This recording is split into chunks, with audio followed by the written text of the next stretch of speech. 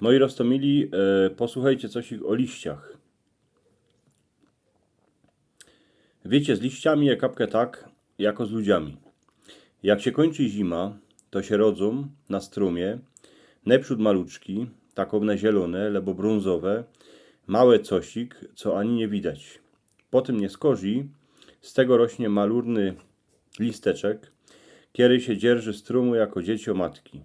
Jednako jak eny barży słonko zacznie grzać, to się listek robi coraz większy, szumny, zielony, ale furt cycko wszystko jodło z tego struma, co na nim wyrosnął. Tuż ale przyjdzie taki czas, że słonko słabszy świeci, nie ma już tak ciepło, listek schnie, a robi się coraz bardziej skorwaszczony. Na koniec już w nim mało żywota, a wiatr go utargo dołu na ziemię.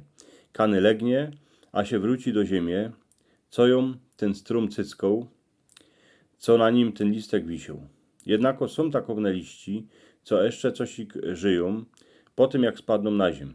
Ba i kupa z tych, co spadły z orzecha, szuści jeszcze długo pod budkami, bo gaździno chledo pomiędzy liściami orzechów, kiedy się mogły pod każdym jednym listkiem schować. A przeca dycki lepszy pożgać w liściach, jako niechać orzechy, co by zgniły. Cosik trzeba niechać w wiewiórce, ale cała reszta musi iść do szpajski albo ku kachloku, co by uschły. Ganz podobne mają liści, co spadną z dęba, bo dziecka w nich dycki chledały żołędzie, co potem w miechu smykały do szkoły. Szkoła te żołędzie dawała gojnymu, a on nimi w zimie kormił dziwoki świnie. Liści, kiedy spadną z jabłonki, ty mają kapkę lepszy, bo przeca jabłka są większe, a mało kiedy listek ich przykryje. Leżą se całe dnie a noce na trowce, a czekają, że się po nich można ktoś ich zegnie. A jak już się zegnie, to co się z liściami kiejsi hańdowni robiło? Nastażnik z nich zrobił fajer. Stykło, że miał w kapsie maszynki, a już wnet wuniało po całej dziedzinie. Dzisiaj się prawi, że to nie ma ekologiczne, ale sami mi rzeknijcie, co je lepszy spolić, liści, lebo plastikową flaszkę.